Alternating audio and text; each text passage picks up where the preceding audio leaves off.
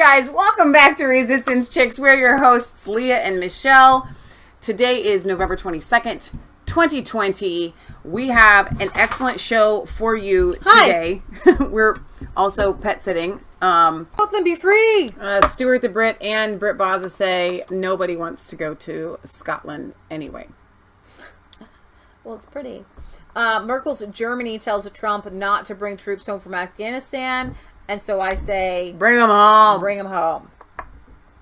No one wants to listen to you anyway. So there was a man caught with a sawn-off shotgun and a machete. He plotted to kill some police. Police have arrested an 18-year-old near a high school in the commune of Lundeville on suspicion of plotting a murder to murder police. What country are we in? But sometimes if you just let me get to the article, I'll figure it out. Hang on. The arrest came after a man called police on November 12th and claimed to have been attacked near the Bounet, I'm pretty sure it's France, Bouet de Montville High School at around 8:50 a.m. Where officers arrived, they found a man at the scene with the tip of a firearm protruding from his bag. French teachers, yes. Yeah. According to a report from Act 2, in pursuit of the arrest, police realized that the armed suspect was also the alleged assault victim and had made the call to emergency services to lure officers into the area to ambush them. Wow. Police arrested the suspect, who was armed with a machete, a knife, and a sawn-off shotgun with one cartridge. So France is looking really great. But interestingly, Macron has actually given Muslims 2 weeks to agree to Republican values charter. I don't know how this is going to work out. I don't trust anything from Macron. But President Emmanuel Macron has given the French Council of the Muslim Faith, the CFCM, 2 weeks to agree to a Republican values charter and vow to end all practices of political Islam. The French leader, alongside Interior Minister Gerard Darmanin, met with 8 of the 9 representatives of the CFCM and demanded the group draft and ratify a charter of Republican values as soon as possible. There are those who will sign and those who will not sign. We'll learn from it. Either you are with the Republic or you are not with the Republic, Macron said. According to the moron. You had that right the first time. Thank you. According to the newspaper, Macron gave the group 2 main conditions: to end all practices of political Islam and to commit to putting an end to any foreign interference. But what's the point, though? Like, I get the sentiment behind it, but they're allowed to practice taqiyya, which means they can just lie. I know. He's pushing for the creation of a French National Council of Imams and called on the CFCM to come up with their own guidelines for training of Muslim religious leaders using the model of the orders of lawyers and physicians as a guide. The project was already in the works and expected to be rolled out by the end of the first quarter of 2021. But due to the recent terrorist attacks, Macron has ordered the policy expedited. So looks like rector of a Paris mosque said, the president is asking for an unambiguous commitment to fight Islamism. If he fights it without any electoral ulterior motives, I will fully adhere to it. Since the murder and beheading of the teacher, Samuel Paty, last month and the subsequent Nice church terror attack, Macron has vowed to crack down on Islamist ideology. Well, I'm just going to tell you, you cannot do that really without having Jesus, so good luck with that. Mofa on Twitter, or excuse me, on YouTube says, as Erdogan of Turkey said, there is no political or religious Islam, there is only Islam.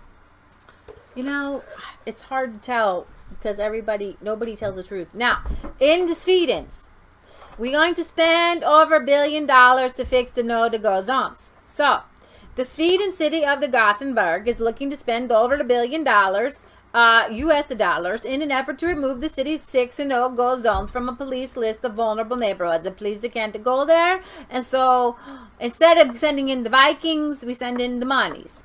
The local government has a pledge to spend 11 billion kroner, which is 1.2 billion US dollars, on investment in the 6 areas of the city that have been deemed particularly vulnerable areas. Just vulnerable. You just get to a couple of Vikings at the front door. I think you won't be vulnerable anymore. In order to have them removed from the official police listing in the next 5 years.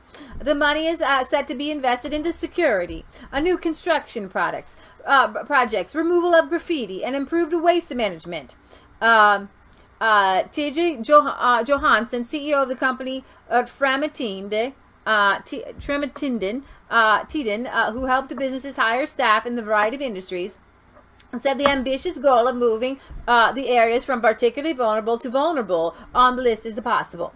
So, particularly vulnerable to the vulnerable. That's where we want to move them with $1.2 billion. No, thank you. Not safe. Not happy, come visit, just vulnerable from particularly vulnerable. That's not really a move, okay, on the scale there. You're just kind of, it's like, you're just kind of like wavering it. Like, oh, look, we just spent $1.6 million to move it that much. Like, that much. Johansson noted that the area of Garston has been a change largely due to the involvement in the area of a municipal housing company that took about 22 years. 22 years. Yeah, here we go.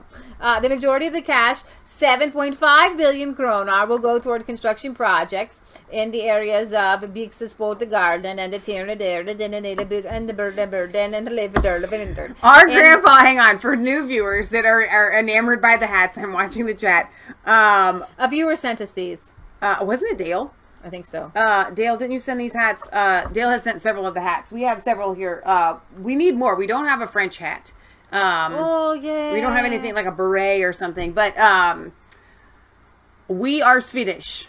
Okay, so we are the Sweden. Leah, our last name is the Svenssons. Right there was quoting directly from our grandfather, who used to go around the house saying Swedish words because he came over when he was 12. So that he would, we were like, you're not speaking Swedish. He would like, that's pretty much it. I don't know a lick of Swedish. Right. None. Somebody sent us a thing on learning Swedish, and I haven't used it yet. Sorry. All right. Maybe I could pronounce the Bysesborg Garden, and the Tiernaderden, and the Borgerstjärn, and the Hammarkullen, and the Lovegard. Okay, the rest of the monies that will go towards the city government refers to as a super management, including the security on the site to 7 days a week. A zero tolerance policy on the crime, and no illegal renting or subletting in the areas, and a swift cleanup of the vandalism and graffiti. Into September, it emerged that the police in the city were growing increasingly concerned about growing ethnic violence between the gangs.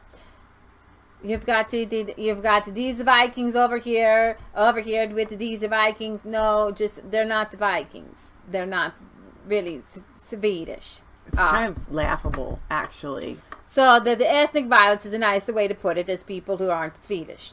Between the gangs involved, before the move of the migrants, Sweden actually had a very low violence rate. Oh my gosh, it was like the safest nation to move to outside of Switzerland. Yeah. These are regular, large, violent clashes in center Gothenburg between the young Afghans and especially young Assyrians, but also Somalis, where they fight for good drug sales. There have been several stabbings in connection with these brawls, and police have on various occasions found street fighting weapons. Just weeks before, gangs set up roadblocks in certain areas of the city and demanded the local residents obey a curfew instituted by the gangs themselves in what was described by the Gothenburg police chief Eric Nord as a demonstration of the powers. Wow. So, there you go. remember when Trump's like, what's happening in Sweden? Like, nothing's happening in Sweden. Nothing, none of your beeswax. We doing Sweden, doing fine over here. You're spending $1.2 billion because you're trying to move 6 cities from particularly vulnerable to vulnerable. Something's going on in Sweden. Not from particularly vulnerable to safe. Yeah, not so safe. We're just kind of notching. It's kind of like if you have a raging fire back to just a fire. Yeah. So, Brit makes international headlines by saving someone in China who was drowning. British diplomat 61 rescues a drowning student from a river as locals look on. A 61-year-old British diplomat has become something of a hero in China after diving into a river to save a drowning student while local Chinese looked on. The woman has Isn't it China where they don't know how to swim? I don't know. Left flailing in the water after some time before her rescue by Stephen Ellison, the British Consul General in Chongqing or Chongqing, a vast metropolis of over 30 million people in China's southwest. Look, it's this foreigner who jumped into the river, bystanders can be heard saying in the video footage of the rescue. So many young people were around and they didn't. Ellison had wasted no time in going to help the woman, leaping into the water fully clothed as he watched the mobile phone still on him, as his watch and mobile phone were still on him. The British mission extended his thanks to the people who helped him after he intervened, throwing in a life buoy after him and assisting him once he was back on dry land. When Ellison went ashore, people took good care of him. The mission said in a statement posted on Weibo, they brought him hot coffee to warm him up and gave him clothes to change into, which he really appreciates. All right, let's watch this. So this is a moment of good... somebody caught it on film? Does it go any bigger? There you go.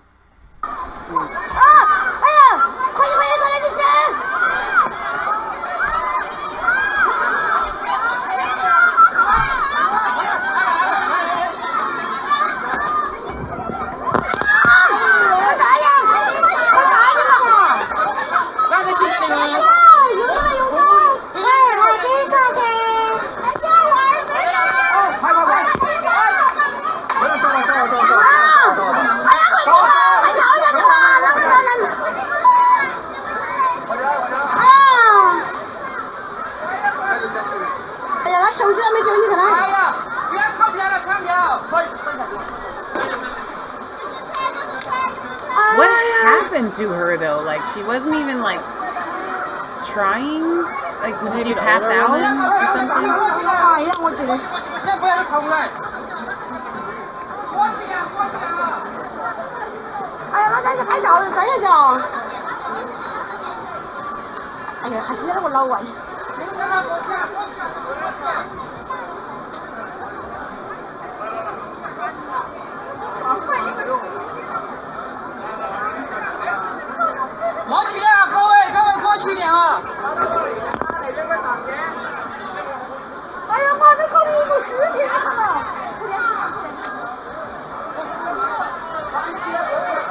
So he was an ambassador?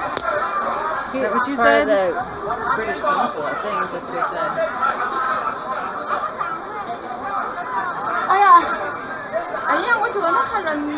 She was unconscious. Thank you.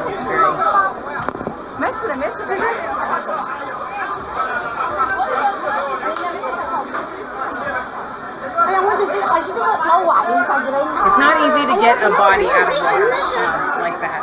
I mean, bodies are heavy. And they're probably trying to be careful. Caesar or something like that. Something like that. So there's your good international news for the day. Leonard said that when they saw it, it seemed staged. Who would happen to have a life preserver there? Usually when you're by bodies of water where a lot of people gather, you have life preservers. It's kind of a thing. Yeah. So I that doesn't look, it didn't look staged to me at all.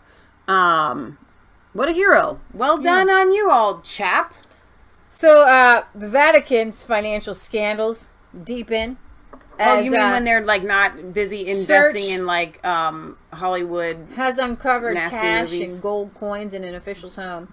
The Vatican's ongoing financial scandals show no sign of letting up as police have uncovered hundreds of thousands of euros in cash along with precious gold coins and medallions hidden in 2 homes of a suspended Vatican official. According to a report by Italian investigative journalist Emilio Fittipaldi, the stash of a former Vatican administrator, Fabrizio Tirabassi, included several pounds of gold and silver coins as well as 600,000 euros in cash, much of which was stuffed into an old shoebox. Come on, everybody hides it in the shoebox. The total worth of the prize seized by the Italian financial police was over 2 million euros. Fittipaldi wrote, and was divided between the house of the former Vatican official and a storage space owned by his 90-year-old father in the town of Solano in the central Italy's Abruzzo region. Tirabasi's father used to run a small coin and stamp shop near the Vatican, which could help explain the immense find of valuable coins. Fabrizio Tirabassi is an accountant who worked under disgraced Cardinal Angelo Baciu at the Vatican's Secretary of State until he was suspended last year together with 4 other employees. Mr. Tirabassi has been tied to the Vatican's notorious purchase of millions of dollars worth of real estate in London's upscale Chelsea neighborhood. Tirabassi allegedly issued the Vatican and was paid by some 15 million euros of false invoices over time. And among his accounts is one in the Vatican Bank itself containing €1 million. Remember when the Vatican invests 1.1 million in the steamy Elton John biopic? And the Vatican is investigating Tirabassi along with Italian businessman Raphael Mincine, with Gianna Luigi Torzi, and the former banker from Credit Suisse, another place. Okay. Last December, the Italian daily you guys come here just for the pronunciation of the names. Revealed that, and actually, I did learn a good deal of Italian. We were supposed to go to Italy, so I do know a little bit of... Define a good deal. Okay, I learned enough on how to pronounce the letters. But I spent a whole summer learning Italian every day for hours. So I don't know how good deal of it is, and I don't know how much I retain it. The Vatican, it's the only other language I remember besides Spanish, and I actually remember more Italian than Spanish, revealed that the Vatican had invested more than $1 million to finance Rocket Man film.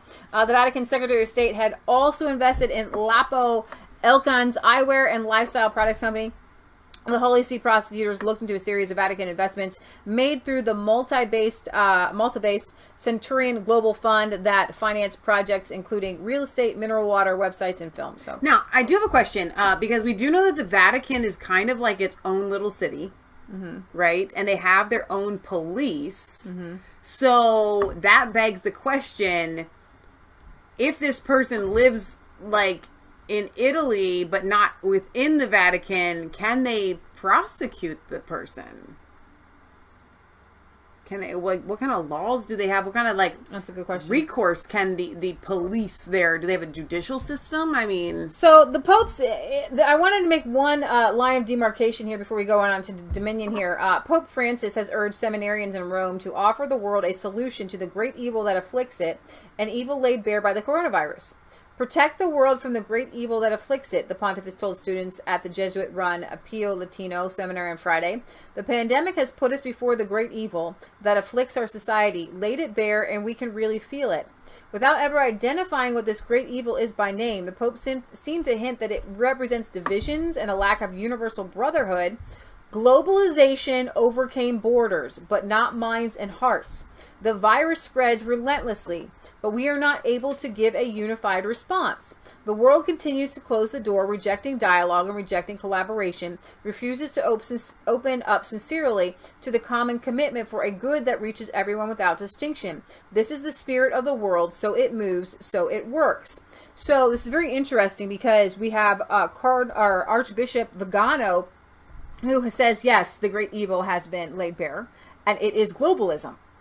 And here you have Pope Francis, some are calling the Black Pope, saying the great evil is rejecting globalism. Yeah. So this is literally the spiritual battle at play.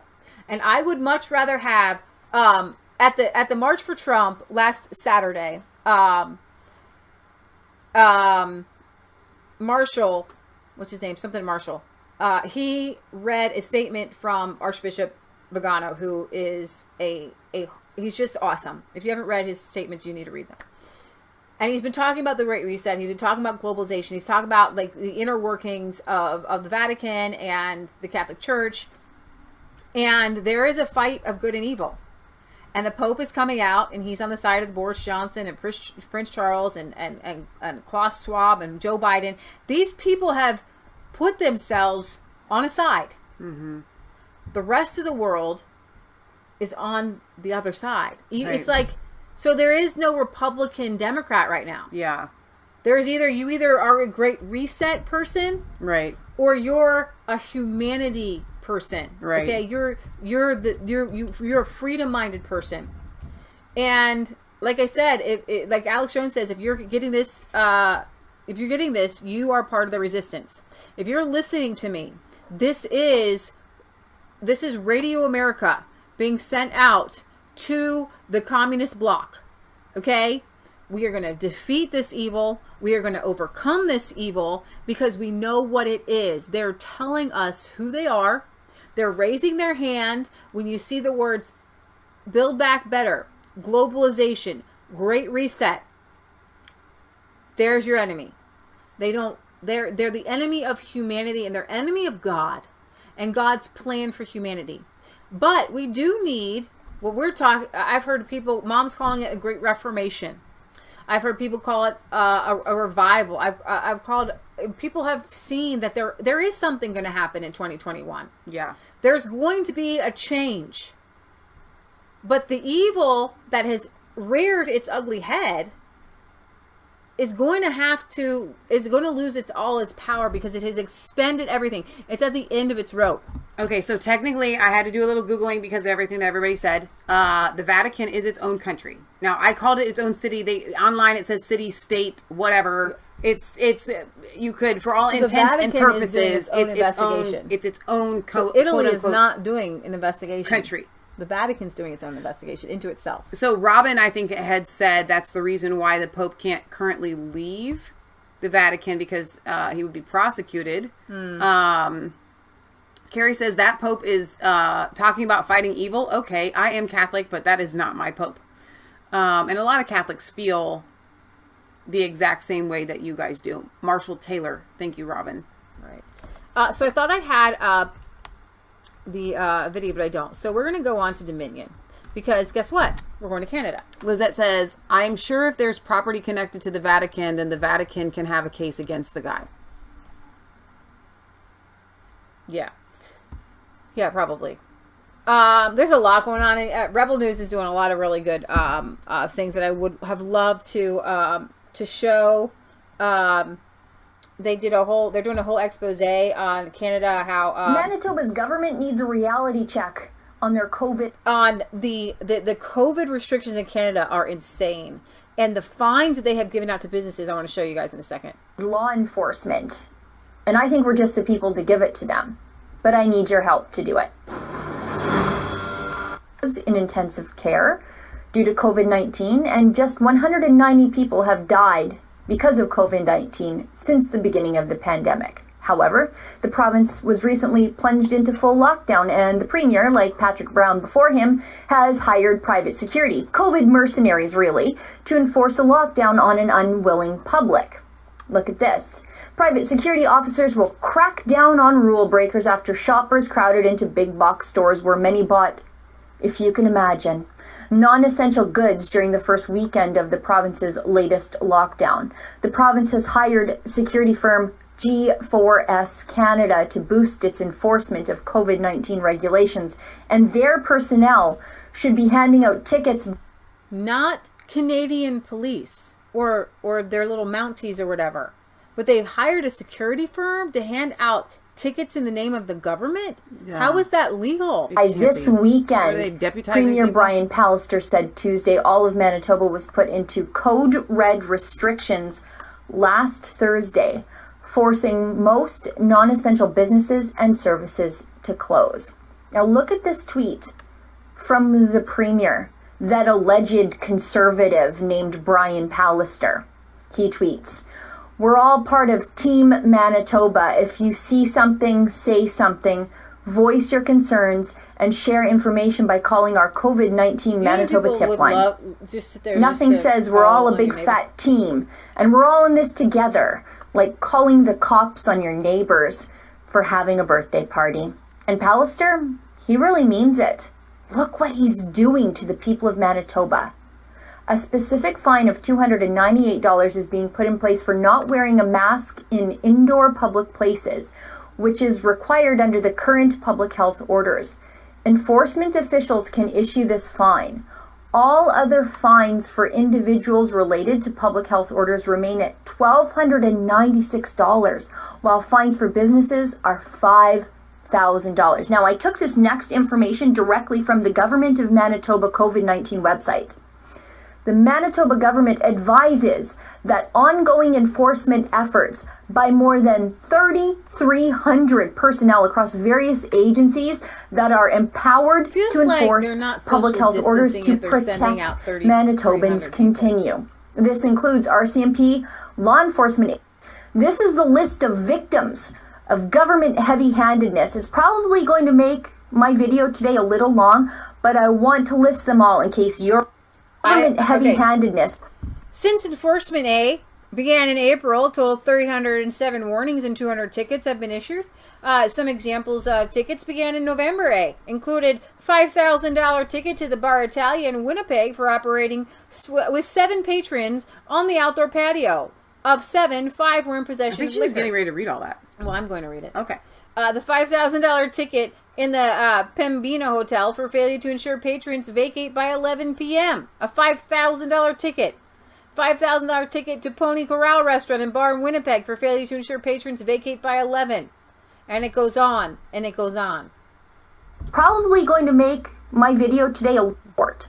Since enforcement efforts began in April, a total of 307 warnings and 200 tickets p.m. A $5,000 between patrons, and because staff were not instructing clients to maintain 2-meter distancing.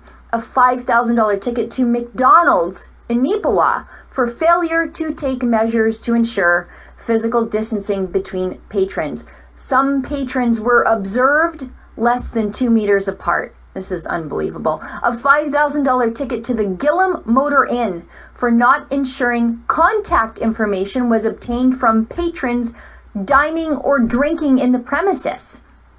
A $5,000 ticket to the Riverton Petro-Canada for failing to remind individuals to wear masks. And a $5,000 ticket to the JT Diner in Bloom North for failing to remind individuals to wear masks. And if you are on this list, let me tell you, reach out to us here at Rebel News. Go to fightthefines.com. Tell us your story. We are amassing a team of lawyers that we are going to deploy to help you at no cost to you. We're not going to pay your fine, but we will help you fight the fine every step of the way, and we will work with you to make Manitoba freer. Now let's keep going on this government website. In addition, a total of 54 warnings and 32 tickets were issued last week, November 9th to 15th. Over the weekend, one individual was ticketed in Steinbach for gathering at a demonstration and received a $1,296 fine. However, this incident remains under investigation and additional charges are expected. Earlier this month, the province announced enhanced enforcement efforts, including increased fines for breaching or failing to comply with public health or emergency orders. The new fines, as these maniacs keep mentioning, are $1,296 for individuals up. Manitobans can report compliance and bragginess of a government crackdown on small businesses and normal people already just trying to keep their heads above water these days. I mean, can you say tone deaf? But on the other hand, I appreciate the transparency of it all, and I like how the Pallister government is showing everybody who they really are right now. They're a bunch of thugs. They claim to be conservative, but if the NDP were still in power in Manitoba, would they be doing anything different than that? No. No, they would not. I like what Lil Pop here says in the chat. Nah, they're not trying to destroy the economy. It's been destroyed a long time ago. They're trying to change the economy, and that's just it. But can you imagine how these meetings go when they talk about this stuff? They know why they're implementing these lockdowns, okay? It is for the great global reset. But it's almost like a sell. Like, but guess what? We do have people that won't comply, so we can fine them and we will make so much money. Like as a bonus to all of it. Exactly. Just a bonus. I have been a little fit to be tied today, and I've been upset because people I feel like lying and smearing Sidney Powell talking about the Dominion software being able to switch the votes from Biden to Trump, or from Trump to Biden. I've seen so much evidence of computer analysts who have been able to show how this was done and when it was done. We talked about it on our show. I am not a computer analyst, but what they've said made a lot of sense to me. I haven't been able to see people disprove the different things that they've said. And we're talking about the witnesses, these affidavits that have been made available to us. You can go online and read them easily. But witness testimony. Sidney Powell has been put under the ringer by a lot of people. A lot of Republicans have stepped out and been, you know, let's just certify the results, just to get this done.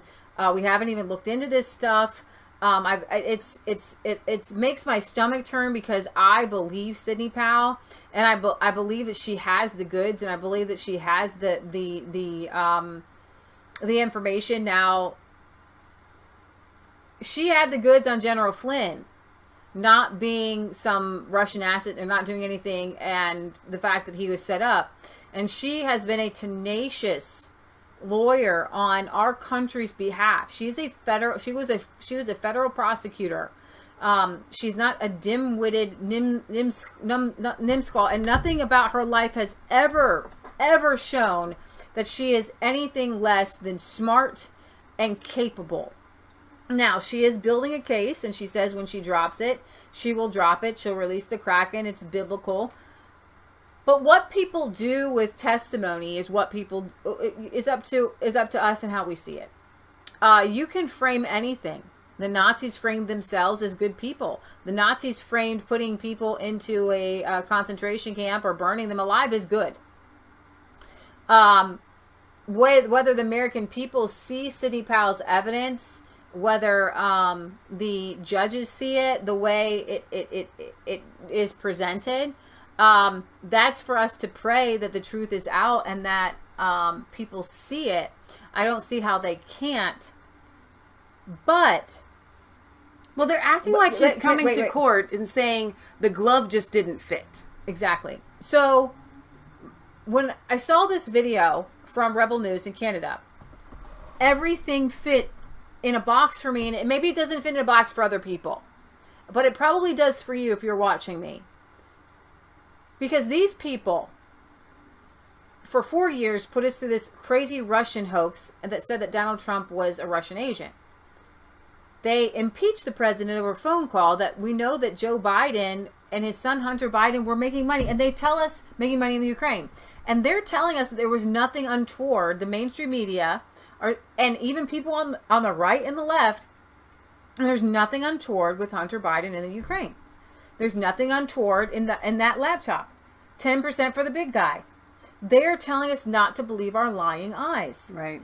If these people are willing to lie and cheat and deceive and set up a sitting president with a coup, rigging an election is small potatoes. And so if you say to yourself, why didn't they put forward The Rock or Oprah Winfrey or some candidate that actually it would be feasible to believe beat Donald Trump by a landslide? Exactly. Okay? It might be easy for me to believe that The Rock beat Donald Trump. That would be feasible to me. It is not feasible that Joe go beat Donald Trump. Even with all the hatred against Donald Trump, it is not feasible for me to believe that Joe Biden got more votes than Barack Obama and Hillary Clinton. Right. It is not feasible for me to believe that the House flipped. Donald Trump himself got 10 million more votes than he did in 2016, and that he didn't come out on top. But it is feasible to me when you watch, and it's a 30-minute, 3 10-minute segments that Donald Trump has tweeted out from One American News, showing how Dominion can be hacked and how it would have been hacked, and not necessarily that it's hooked up to the computers and hacked per se. Even though they were hooked up to the internet and they were not supposed to be. Some were. But the fact that any person using that machine can drag and drop votes in whatever folder and can erase votes and put them in the trash can, and can, like, if a vote gets, and that the machines have the ability to even, like, spoil a ballot. And then the spoiled ballots go into another folder, and then you could drag and drop and put those in the trash. They're saying it was user error in Michigan.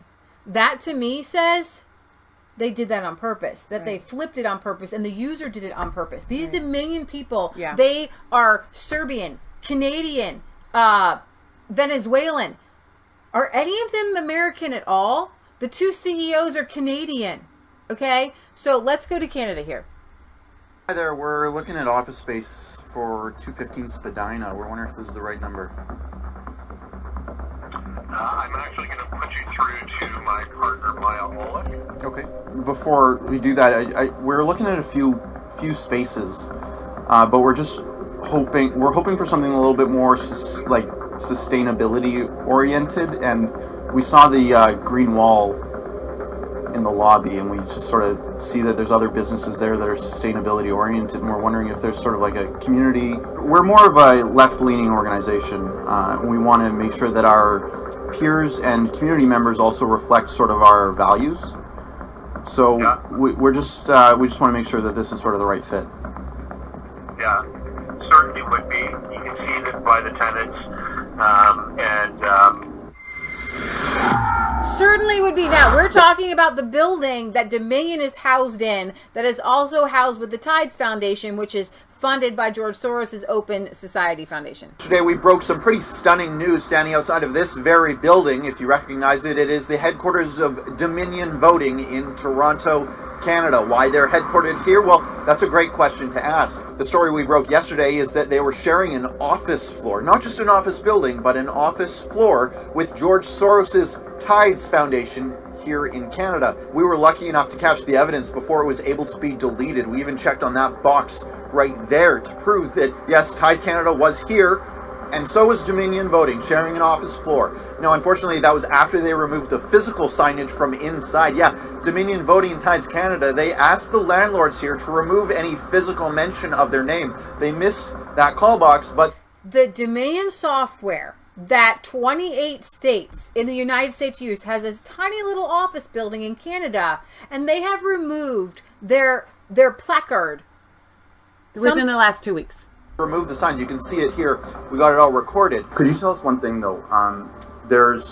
We know that Dominion Voting is Unit 360, and right next to them at 370 is Tides. And on this board, it's been removed, and we're wondering why that was removed. What that sort was of removed at the request of the tenants. So that was removed at the request of the tenants. Now, Now, why would they do that? What were they trying to hide? Well, that's exactly what we wanted to ask. We left them voicemails, we left them emails, and actually the only one that bothered to get back to us was Tides. And they got back to us saying that they actually didn't know who Dominion Voting was until, well, this. I find that a little hard to believe. They've been in the news so much, and sharing an office floor, it's hard to not know who your neighbors are, who's working right next to you. Now, many Americans got back to me rightfully worried. Well, what does the Wi-Fi look like here? What does the office sharing look like here? Do they share security personnel? Do they share filing cabinets? We don't know because they won't answer us. Dominion Voting isn't being clear about this at all. They've put a lineup of things on their website refuting things that have been reported even by the mainstream media, even by Fox News in the United States, saying, no, that's all fake news. But when we got here to uncover how close they are to both George Soros and other left-wing organizations, it was nothing but hush-hush from them. Now, we came here today not just to talk about George Soros and his connections to the people and businesses inside of this building, but to talk about everyone else, and something that a girl told me here in the lobby just yesterday. Listen to this. Famous green wall. Famous green wall. Huh. But it attracts a lot of people to the building. It Oh, attracts yeah? a lot of people to this So, building. most of these companies are all about sustainability. So Most of the... matches. Sorry, didn't hear you. Oh, sorry. Most of these companies are about sustainability. Gotcha. Well, that got me thinking. Maybe I should look into the other businesses, not just the obvious Tides Foundation, this nefarious organization that has its hands in all sorts of intersectional gender eco-politics. What about the other people in this building? Are they leftists as well? Are they extreme radicals like the Tides Foundation? Well, I looked into it. It turns out the people, organization, and businesses and charities in this building have a habit of sharing. Personnel, mainly. The new Tides CEO actually happened to be the president of AWID. That's another organization that is in this building. Isn't that strange that they just sort of leapfrog in between each other, almost like they all have a shared goal, a shared purpose, and a shared ideology? Well, it gets even worse than that. It's not just the personnel that all of these businesses in this leftist incubator share, they also share an ideology. Now, let's talk about Sustainalytics. They are a left-wing corporate watchdog. Springtide Resources, they're a woke anti-violence agency. AWID, they're gender activists. Artez Interactive, well, that's an NGO fundraiser. Teach for Canada, they're Indigenous activist teachers. AV Communications, well, they're a minority-focused ad agency. Then you have Tides Canada, an organization whose parent company is Tides in the United States. In San Francisco, they're outright communists. All of those people you have in this incubator building right behind me with a nice little eco wall. And then you have Dominion Voting, the company that has an ungodly amount of control over who sits in the Oval Office. Do they sound like an impartial business to you? Does this maybe explain why we are seeing so much irregularity in the vote in the United States? I think it does shed some light on it. I think it sheds some perspective on the modus operandi of Dominion Voting. They need to answer some questions here, because we've exposed something very nefarious indeed.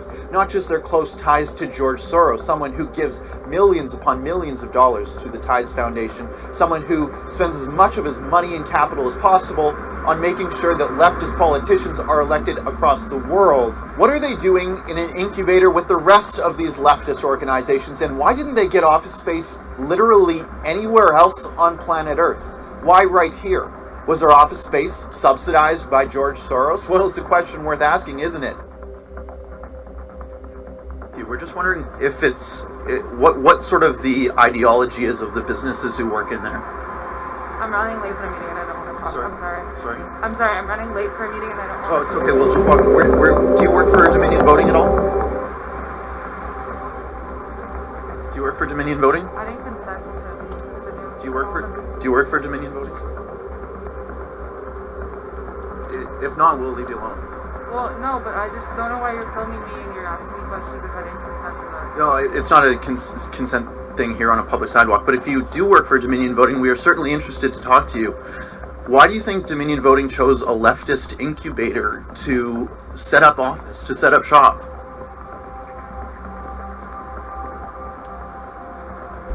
There is not only the Tides Foundation funded by George Soros, there's a ton of other green, pro, LGBT leftist activists in that building.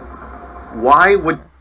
Yesterday there was a few of them walking around with masks on, so it was pretty easy to ID them because they had company swag on, but I guess they've gotten a little bit smarter as of, well, today. Unfortunately for them, we're going to stick to this, and we're going to get to the bottom of this. Why is Dominion Voting sharing so much space with so many leftists? Why didn't they pick literally anywhere on planet Earth to set up shop? Why did they pick where George Soros' operations are hiding out? Why did they pick where eco-green, pro-LGBT, pro-immigration, all of these leftist sort of soft ideology points? They choose this building. That's really what I want to determine. That's what I want to determine. Now, I want you guys... I want to comment on that video because Leah told me about it yesterday, but I had not watched it. And here's the thing. When I'm watching that video, I'm kind of like, because I'm on the in the know, I guess I should say, I'm going, well, but of course they would be with the lefties, because of course they would be. Of course our voting systems are controlled by the left. Like, that comes as no surprise to me. And so I have to step back from what I already know. And you guys maybe watching this, raise your hand if you kind of felt that way, like watching it along with me, like, but of course they would be with the lefties. That's not okay. Because we have to have, if you're going to use voting software, they need to at least put on the front of being a bipartisan. Like, we're just here. We don't have any political agenda. We don't have any global agenda. We're just a software tech company, right? We just engineer these machines and so on and so forth. That is, we just want to make money, right? Yeah. It's just about money. There's no politics involved. As soon as the people that make our voting machines and software take a hardline political stance, then we can't use your stuff. Right. So I want to play just a little bit here from Chanel Ryan, who from One American News. Now, when you're done with my show, go to Donald Trump, watch this 3-part series, and you'll understand where Sidney Powell is coming from. What happened?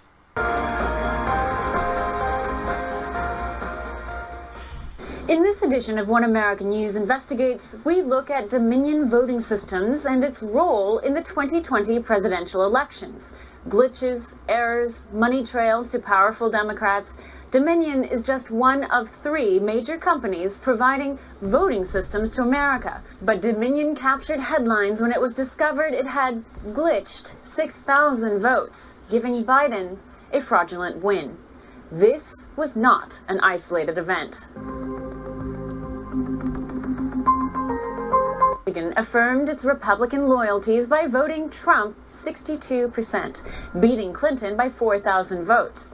Fast forward 4 years, and Antrim County was shocked to find itself voting Joe Biden over Trump by 3,000 votes, a complete flip from the last presidential election. Something was very wrong. When the county set to work with a manual recount, they discovered a ghastly error. 6,000 Trump votes were accidentally tallied for Biden. RNC Chairwoman Ronna McDaniel held a press conference noting a litany of irregularities in Michigan. But when it came to Antrim County, the irregularity was potentially much bigger in scale. When they inquired with the clerk, they were told it was a software issue and it was corrected. But now we know that 47 counties use that same software. It was certainly odd. Republicans wanted an investigation to ensure no more such mistakes happened elsewhere. However, Michigan's Democrat Secretary of State was quick to pronounce such concerns as ridiculous, immediately denouncing any suspicion of technical foul play. Quote, "The software did not cause a misallocation of votes. It was a result of user-human error." See? No need to investigate. After all, it's 2020 and software errors are impossible, right? I'm here to tell you that the electronic voting machines Americans got to solve the problem of voting integrity, they turned out to be an awful idea. One vote for McCain. That's because people like me can hack them all too easily. That was some professor out of Michigan back in 2018 in the New York Times. Ignore that. The system Michigan Democrats don't want Republicans to investigate, the system part of what DHS proclaimed, quote, the most secure in American history? Meet Dominion Voting Systems. A Canadian firm, Dominion is one of 3 companies providing 90% of America's voting systems. Dominion serves 28 U.S. states, including battlegrounds like Pennsylvania, Michigan, Arizona, all of Georgia, and Nevada. Incidentally, Michigan was not the only battleground state to experience problems with Dominion. Georgia went all in with Dominion, buying 30,000 machines installed across the state. Just 9 months before the general election, Georgia's Secretary of State boasted of his state's partnership with Dominion to install all these new machines. Dominion and the Secretary of State's office worked very closely together on making sure we had the staff here to get these things put through. A few months later, in Georgia's June primaries, Dominion proved to have a few hiccups. Don't take it from us. Here's PBS. The poll pads took as long as 30 hours to download the voter database, displayed the wrong races, and would randomly shut down. And the power-hungry ballot marking devices blew circuit breakers in numerous locations. Poll workers, many of whom had no hands-on training because of the pandemic, were often befuddled by the new technology. Indeed, even by the general election 5 months later, Georgia was still in trouble. They have not certified the elections, including 2 of the most populous in the state, between technical issues. Let's begin with Liza Lucas. She's live at Gwinnett County's elections office in Lawrenceville, where thousands of votes are in limbo because of a software issue. There is an issue in Gwinnett County, as officials have told us, that 60,000 Gwinnett County ballots are in limbo after a software issue, and this is according to the communications director of Gwinnett County. While all of this plays out before our eyes, Republicans demand investigations. But government officials demand we look away. There have not been any evidence of anything that would undermine the validity of this election, and it's time to move forward. Meanwhile, the Trump legal team under former New York Mayor and prosecutor Rudy Giuliani disagreed, and from county put Dominion systems front and center. Now we must dig deeper. Now we've got to look at how often did it break down in other parts of the state. And when you look back on the history of Dominion, which is a Canadian firm, it's made mistakes in Canadian elections similar to that. The Trump legal team's Dominion wing is led by General Michael Flynn's attorney, Sidney Powell, who has long warned Americans the dangers of our election systems relying on foreign software. Mind you, no one is claiming that Dominion is solely responsible for the fiasco and the vote irregularities that defined the 2020 general election. But when we return, prepare to be stunned when you find out just how directly with the American people. Explain his live televised as an opera. Calvin Coolidge using the technology of the times, making No. No. They go on to say their voting secure. No. Perfect.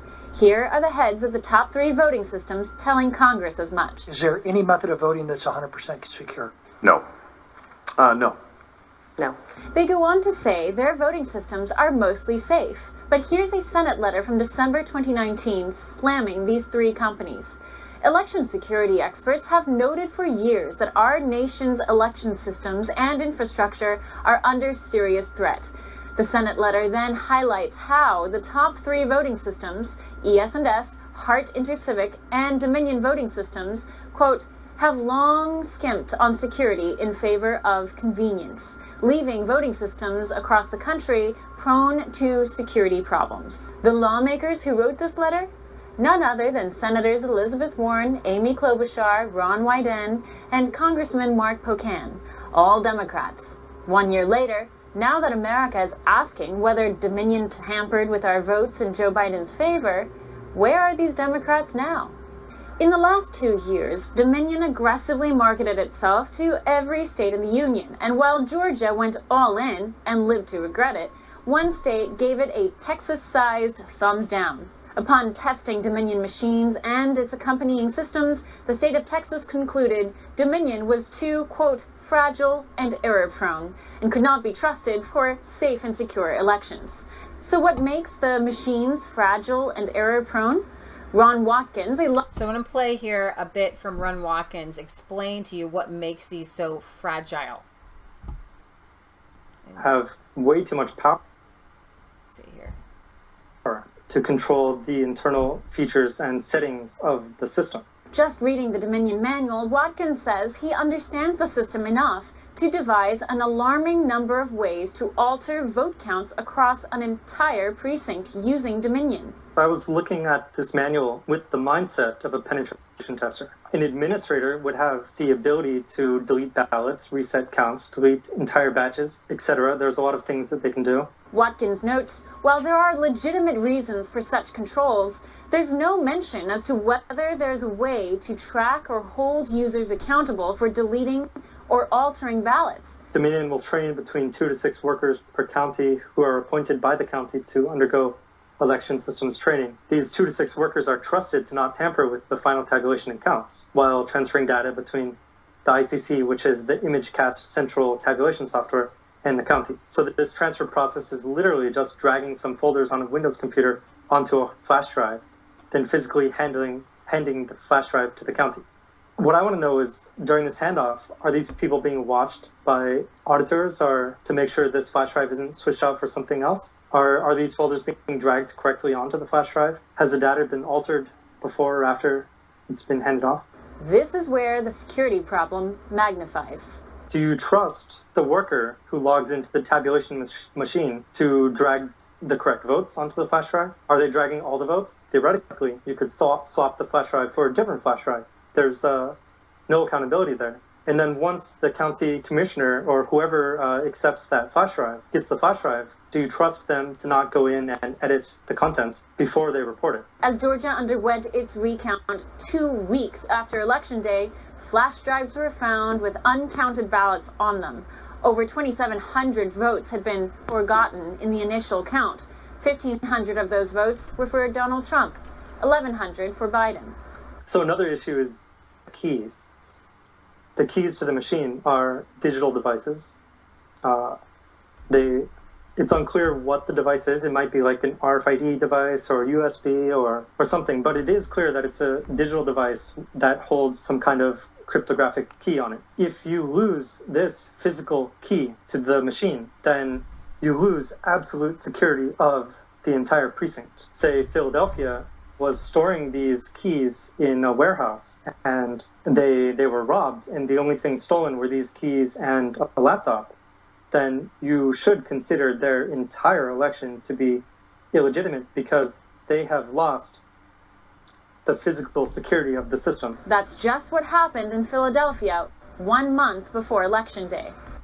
Philadelphia police are investigating after somebody broke into an election machine warehouse and stole a laptop and a USB drive. The theft happened last night at the warehouse on the 3500 block of Scotts Lane in East Falls. Officials were quick to declare that this theft had nothing to do with the election and was not malicious at all.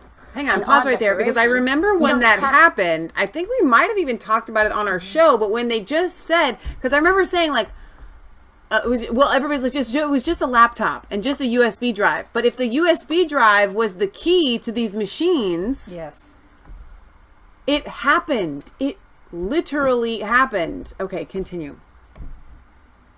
Criminal, but you decide you know their motive? Interesting judicial logic, Philadelphia.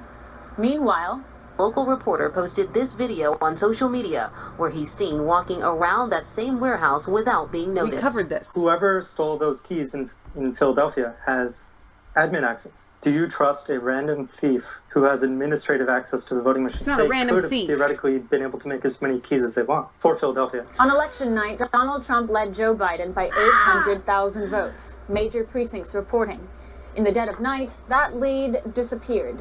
Biden overtook Trump and took the whole state of Pennsylvania by 60,000 votes. Shocking.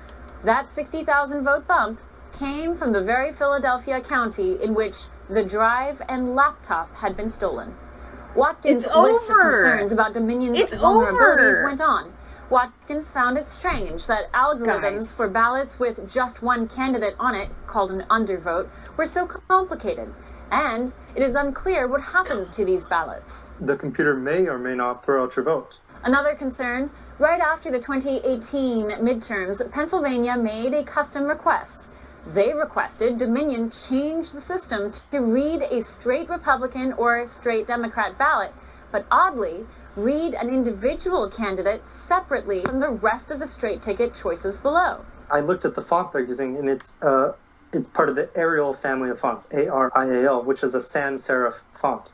And with this font family, a capital I and a lowercase l are nearly indistinguishable on a piece of paper. The person who designs the ballot and the race could theoretically put Donald Trump in the Republican Party, not the Republican Party. And that would be a capital I instead of the L. And then everybody else on the Republican Party would just be in the normal Republican Party. In that situation, if you vote just straight party for the Republicans, then Trump would not get a vote. And there are I've been hearing a lot of issues of Trump performing poorly in heavily Republican areas. Next, Watkins says the machines are not supposed to connect to the internet. But there don't seem to be physical safeguards against connecting to internet through the store-bought laptops. If even one of these computers was connected to the internet, like if one election worker said, oh, I'm going to look at TikTok videos for the next hour for my break, then the entire precinct is compromised. But even these concerns were minor compared to what Watkins shared with us next. Dominion's algorithm for handling an anomaly, that is, a stray mark or bleed through from a Sharpie pen. So this is the big one that I'm most concerned about. If the scanning system detects any anomaly on your ballot, then you are not counted. What Watkins reveals next explains one of the strangest mysteries of the 2020 election. We'll be right back. Oh my gosh, I'm on the edge of my seat here. Are you guys on the edge of your seat? This is incredible. Is this an ad? Yeah. On Twitter? No, on the One American Monitor News or section. CGM. We'll let them have their Systems ad. is through a singular lens, that of an infiltration hacker. Through that lens, the machines are disastrously vulnerable. But as a systems analyst, the biggest red flag about Dominion was its algorithm where ballots with anomalies, bleed-throughs or stray marks, are set aside and not counted. What happens when your vote is not counted due to an anomaly? Then a scan of your ballot gets saved into a folder on the ICC, the ImageCast Central Tabulation System. This allows for those 2 to 6 people who are trained by Dominion to go through the folder of anomalies and either delete or verify each of the ballots inside the folder. I believe it's called vote adjudication. These workers can theoretically see which candidates have been marked as votes on these anomalous ballots before they are verified and officially cast. So it's possible they could, in theory, handpick a certain party's vote to be verified while throwing out all the others. But it's the next point that stuns Watkins most. The biggest issue here is that the system for detecting anomalies can be set up by altering gamma settings on the scanner so that every ballot has an anomaly. This, in effect,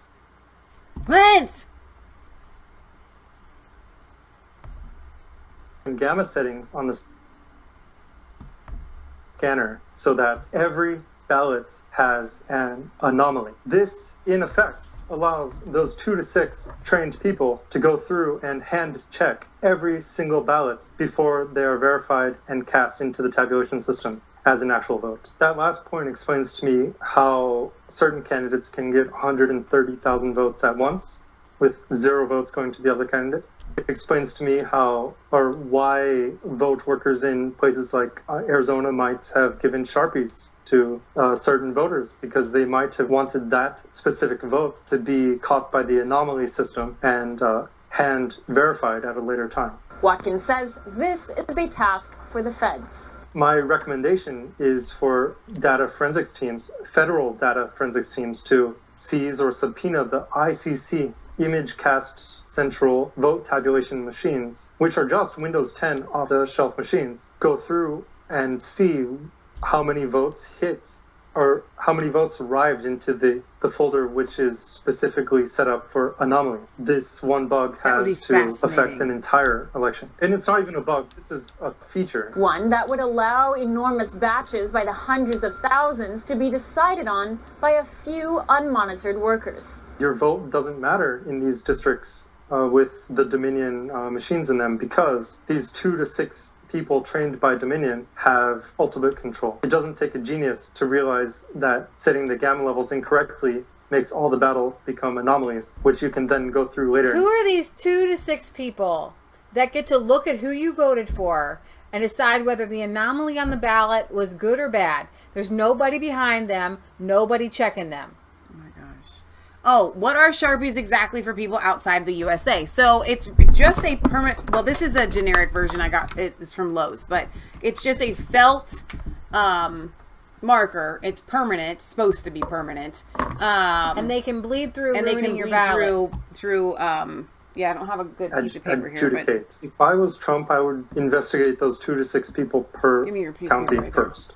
Watkins is of the opinion any competent hacker, thief, or paid-off poll worker could game the Dominion system and alter hundreds of thousands of votes.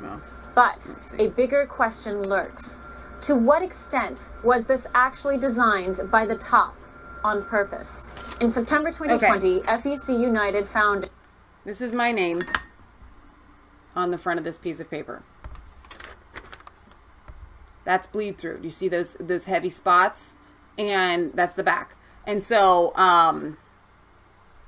that's why they gave them the Sharpies. So it would bleed through the ballot the other side, create an anomaly, and throw it in the anomaly folder so that someone could then later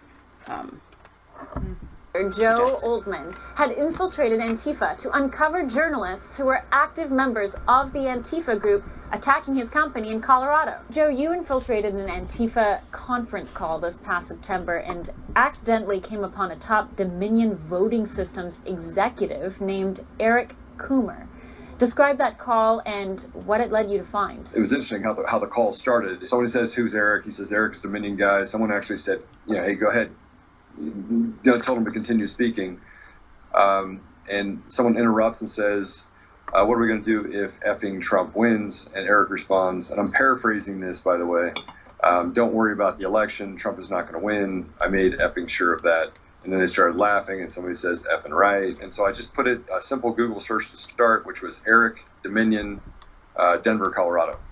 And Eric Coomer came up immediately under Dominion voting systems. Turns out Eric Coomer held a top position at Dominion. With a PhD in nuclear physics, Coomer joined Dominion as Vice President of Engineering. He holds several patents with Dominion, ensuring users can adjudicate ballots from the machines. The very function... This man, Eric Coomer, who said, I won't allow Trump to win, is a PhD in nuclear physics and is the one who created the software to allow the adjudication of the ballots. Watkins pointed out as a huge red flag. After the election, Altman was sent an article highlighting Eric Coomer from Dominion. Altman started looking into Eric again. Eric was the Director of Strategy and Security at Dominion, and Eric Coomer, Director Product Strategy and Security at Dominion. Now, did she get to the point about his political leanings on his social media? Not yet. Okay. Shareholder in the company. When I got into his Facebook page, that's when things really started to kind of come together for me that, that Eric Coomer was this, that he was not just Antifa, he was responsible for putting his finger on the scales of our election. Yep. And Dominion seemed to be a friendly place for such anti-Trump sentiment.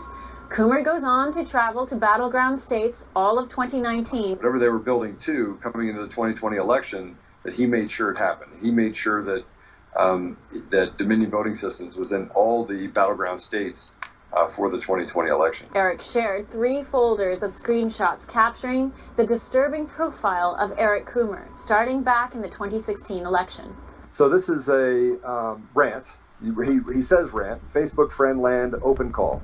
If you're planning to vote for this autocratic, narcissistic, fascist, asshat blowhard and his Christian jihadist VP pick, unfriend me now. No, I'm not joking. I'm not for reason, political discourse, and healthy debate. You could see how he started to just become unhinged. So he actually talks about the fact that his work has the same mentality that he has towards being anti-Trump. Altman shares over 80 images of posts Coomer shared on his pages. The Antifa Manifesto, songs like Dead Prez, Body Count, Cop Killer, F the USA. Once Altman begins the expose, Coomer panics. He locked down everything. He scraped the internet of everything having Eric Coomer on it. So they even went into lead candy. Dominion took them off their website, removed them from the board position on their site. They've literally made Eric Coomer a ghost. As we were putting this investigation together, the public listings of employees for Dominion were fast dwindling from public purview. But we also came upon a friend of Coomer, a woman named Penelope Chester Starr. She works at Dominion too. As communications director, her resume reads Clinton Foundation and Vice President of the Bill and Hillary Clinton cash cow, Teneo. Teneo booked Bill Clinton speaking engagements. Chester Starr also organizes anti-Trump rallies in Canada.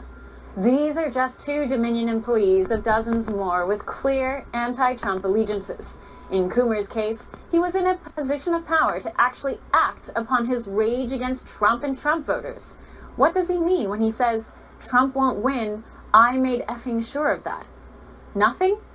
According to DHS's former cybersecurity director, Chris Krebs, this was our most secure election in history.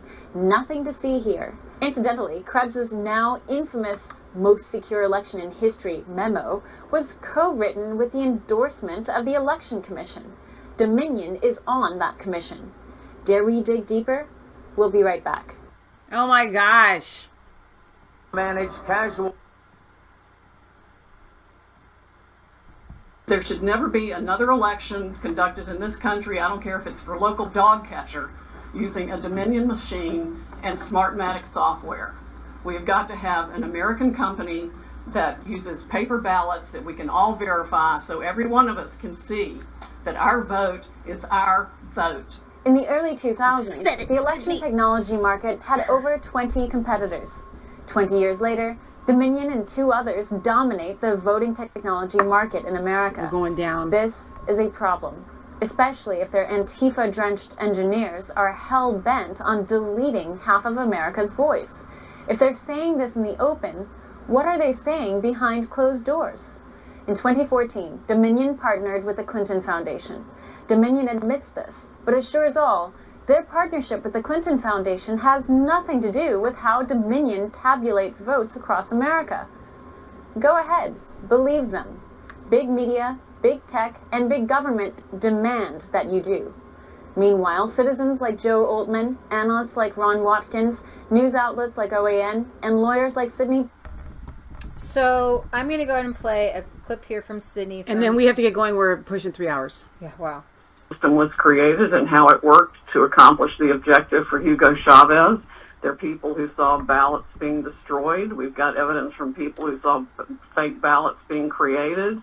We've got all kinds of different evidence, and then we've got the statistical and mathematical evidence that's absolutely irrefutable. I mean, a coin doesn't land on the same side when you flip it 186,000 times. You can't just inject 86,000 Biden votes and expect anybody to believe those are real. Right. And they're not. When we see, no matter how you analyze the statistics, whether it's a predictive model or the actual data as it comes in, it doesn't hold water. And we've got other testimonial evidence that appears to be coming in now to indicate the Democrats literally added 35,000 votes to every Democratic candidate to be. Now, here's the thing. Antifa organize, and they have infiltrated Black Lives Matter, and they destroy, and they drop off like pallets of bricks, and they take over police precincts, and they burn things down. And you're going to tell me that if Antifa had the power to write the software, that they would just be like, you know what? Let's make this a free and fair election. You know what I'm going to do? I'm going to use my conscience here. Right. I'm not going to put my finger to tip either way for the fascist dictator or the other guy. I'm going to be totally neutral. I'm going to do this on the up and up, even though I'll go in the streets and I'll put a mask on and I'll literally take over a police precinct. I will burn it down with police officers in it. But I'll play. I draw the line at trying to fix an election. Right. No, that was, yeah. Last video. Okay, Sydney. Powell, who's part of President Trump's legal team. Sydney, before we went to the break, we talked about, you said that there may have been kickbacks to some people who accepted the Dominion software. Tell me what you mean.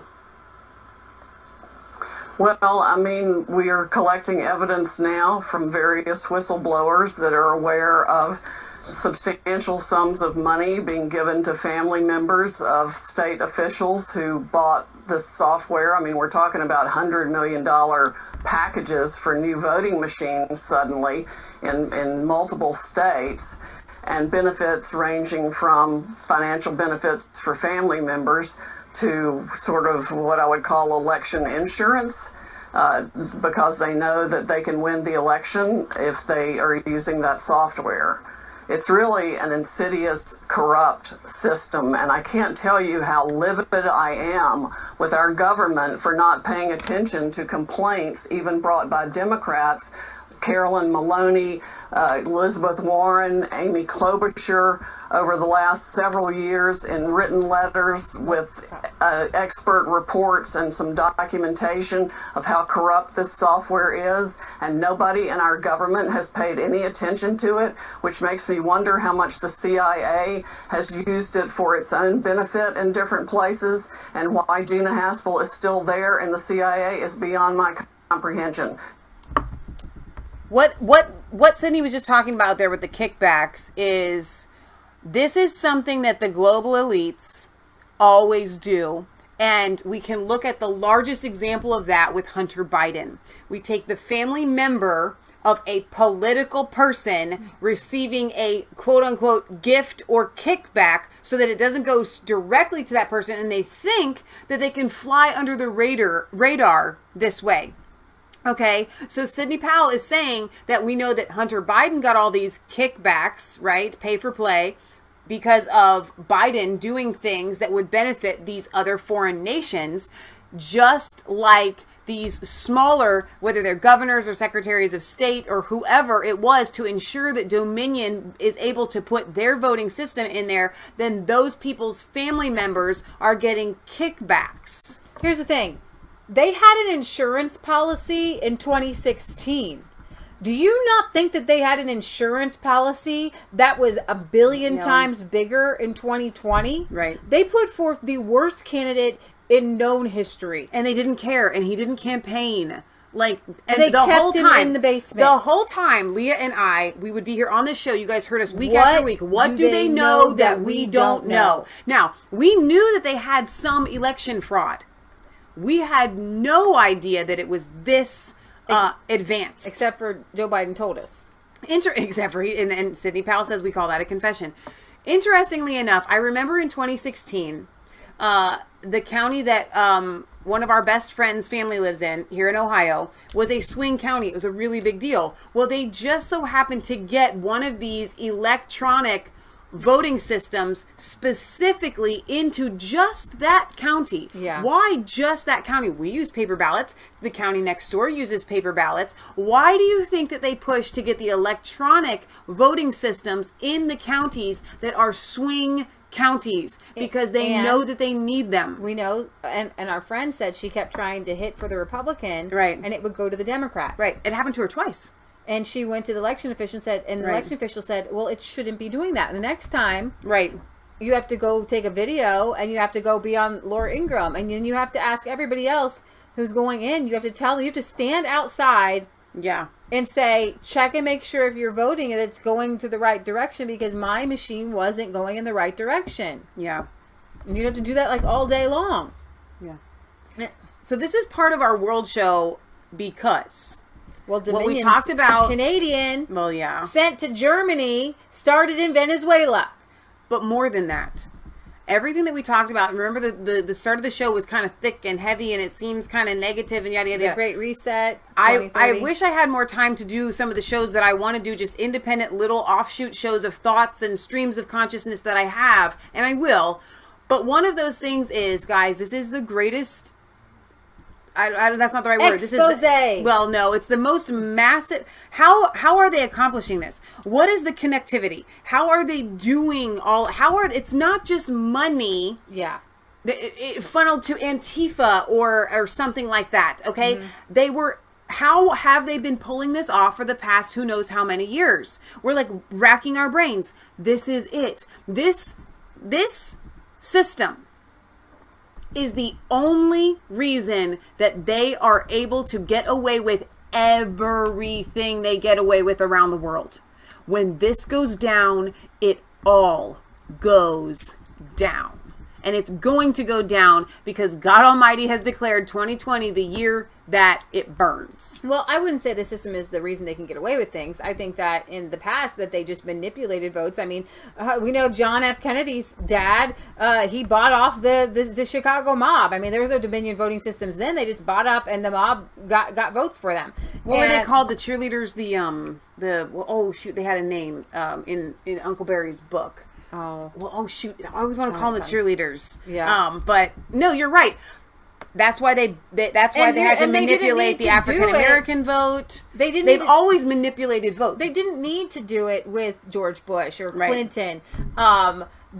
George H. Bush and George W. Right? They were put in there on purpose. We know that George Herbert Walker Bush, we know that the grandfather and the great-grandfather is CIA, and there's so many connections going back with the Bush family, and you know, they were hoping that Jeb would probably pull it through, and then they would just continue, and they wouldn't need any sort of they didn't need Hillary if they could get a Jeb. You know, these are insurance policies for them. You know what I mean? They have infightings amongst themselves. They have generals have infightings amongst themselves. People who would want to be in power. People who you think that they have some sort of centralized plan and everybody agrees on things. They don't agree on anything. Have you seen what's going on with AOC and Nancy Pelosi? Like, they didn't want to take their mask off this early, but we have right now is an uprising of the radical left and the radical right. Okay, the populist left and the populist right is as Steve Bannon puts it. And when I say radical, I actually just mean like very passionate about their issues. Right. Now, the people on the conservative side, they don't want to cheat. They don't want to lie. They don't want to steal or whatever, okay? And there are fighters out there who have said, enough is enough. You guys put us through this Russiagate. You put us through impeachment. You put the whole world through this stuff. And would we have the fight if they hadn't done that?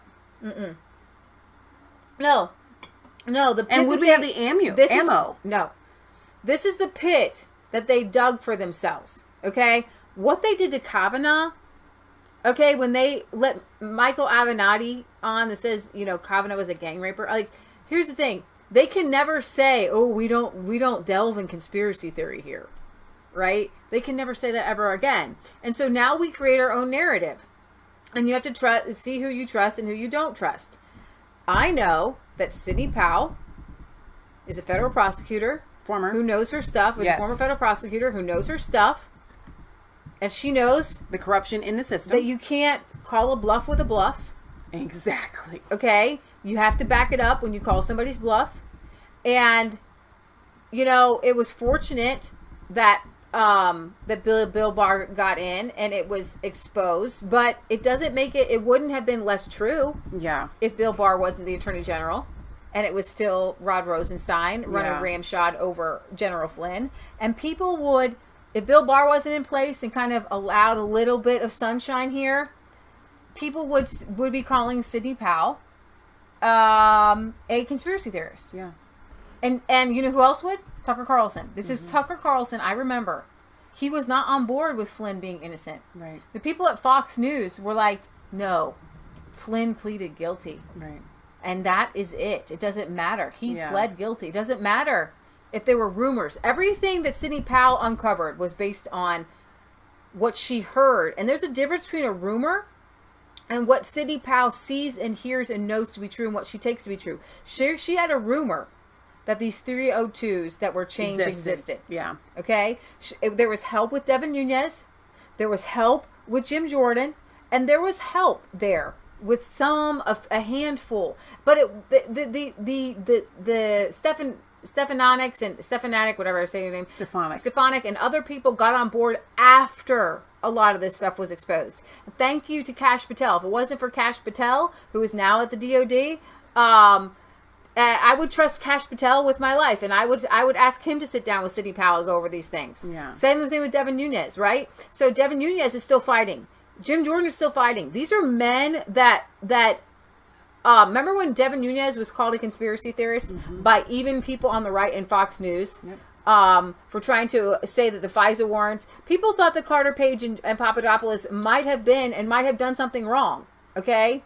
And so when you're looking at the people who are look at the people who have been right all along, who have risked their reputations with Kash Patel and Devin Nunes. It was Kash Patel who found this out, and he was doing a lot of the research, and Devin Nunes caught on to it because he had a really good staffer. Okay, and so what we're going to pray, and we're going to pray now, is God, you bring out really good staffers who can find things like the Kash Patels, that you bring this stuff to the surface, that it is irrefutable proof to the people on the right, to the people in the middle, and the people on the left. We ask you that you shut the mouths of liars. I pray that you strengthen Sidney Powell and the General Flynn's and the Rudy Giuliani's. I pray that he has more vigor than he did when he was going after the mob. Amen. I pray that he has a sharp mind. I pray that the arguments are succinct and perfectly clear. And I pray for judges that that listen with a heart of gold, with a heart that is led by the power of God and led by the Holy Spirit. Father God, we're not asking for you to manufacture anything.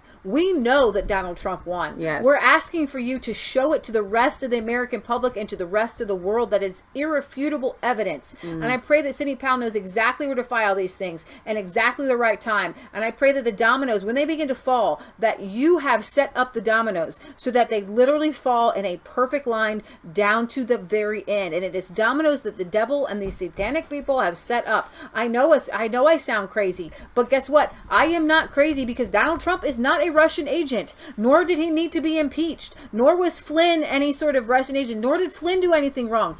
I know these are truths.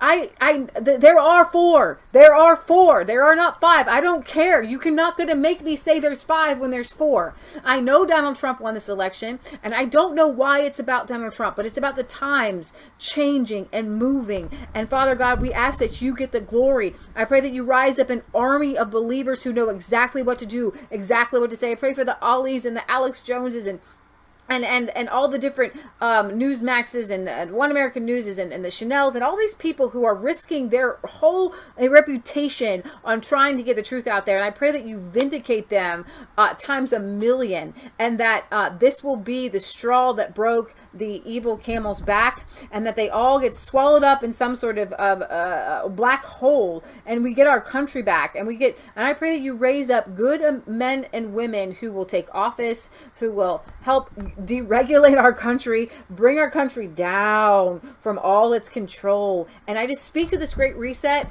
and I say, in the name of Jesus Christ, by the blood of Jesus, peace be still. Amen. Peace be still.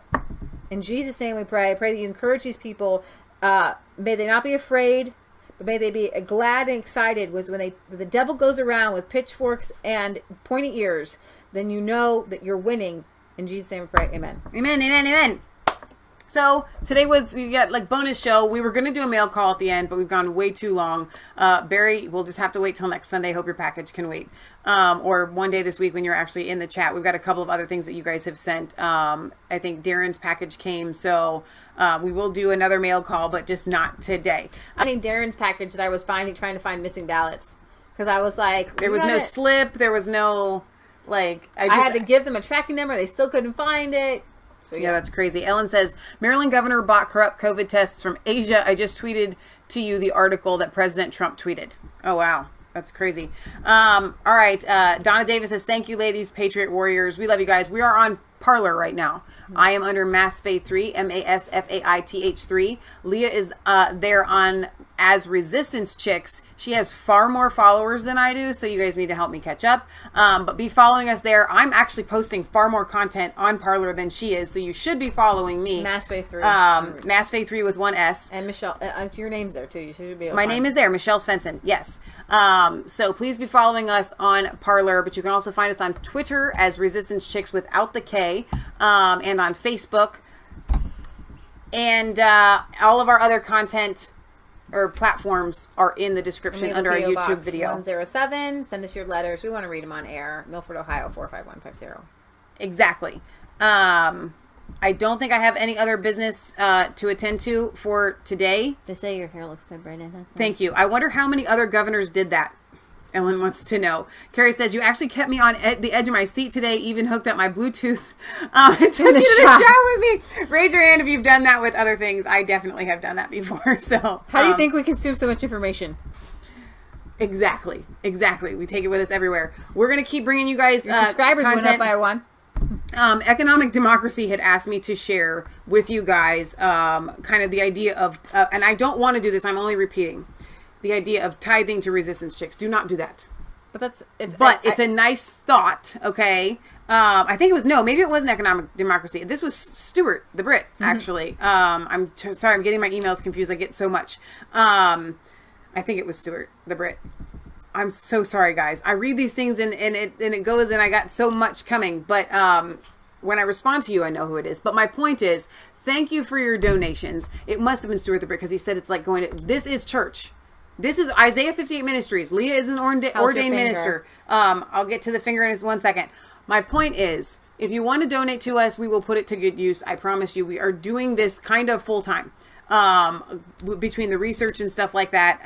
But we don't do this for money. And I actually really like saying that we don't do it for money. So that's why we don't ask for donations. My finger is doing much, much better now. My biggest issue right now, you don't know that I'm doing this behind the show, is I'm trying to do my own personal finger physical therapy because I can't bend my finger very far without massive pain in the ligaments here. Last night, I couldn't get my finger to bend beyond that. It just literally wouldn't go. So I've been trying to really work it. It's painful to bend it. Is that because maybe? But that's not from the actual injury itself.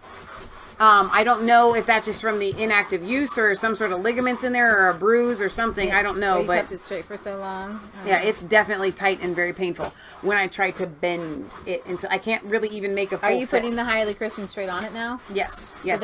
For the scars and stuff. But we're trying to make a bed. Gatlin, the dog, is trying to make a bed, but it has healed so nicely, and I feel like it's a miracle, and I'm very, very, very grateful. So thank you for asking. Yes, be careful with those knives, Michelle says. Redneck. Kimberly C says, awesome as always, ladies. And the nerves, it's yeah, numb, and then it's got this nerve thing going on that's very different. It is scar tissue of some sort. So yes, you're right, Curious Man.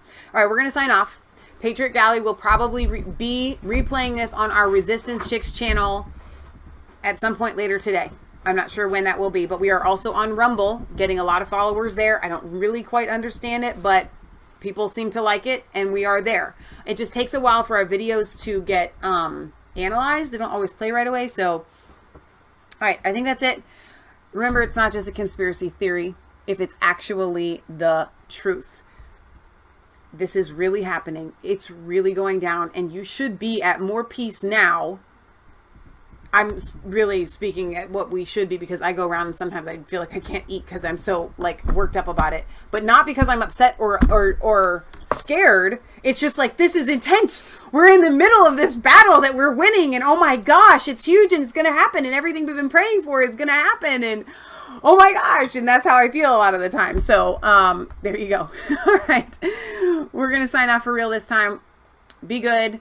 See you on Friday for sure at 6 p.m. Eastern Standard Time for our weekly roundup of news, but we will probably be live almost every day this week with the latest of what's happening. Jay Sekulow told us to watch out Monday or Tuesday for something shocking, and I can't wait for that. So if you need encouragement, just go back and watch all of our other videos. Who needs to go to the movies when you're living it? We are living it. We're in it. They can't even make a movie out. Here's the deal. I said to Leah, or I wanted Nobody's to say, going to want to watch it. I don't want to watch it. No. You know how they always go and make a movie after big thing, like Snowden, they made a movie? Guys, this is so big, it will probably shut down a good portion of Hollywood. Not all of Hollywood, but a good portion. So it might take a while before a movie gets made about this, because, you know, people aren't going to want to make a movie about their own corruption and what they're tied to. So, all right. Enjoy the rest of your Sunday, and if you're in the UK, go to bed, get some sleep. Good night, guys. God bless.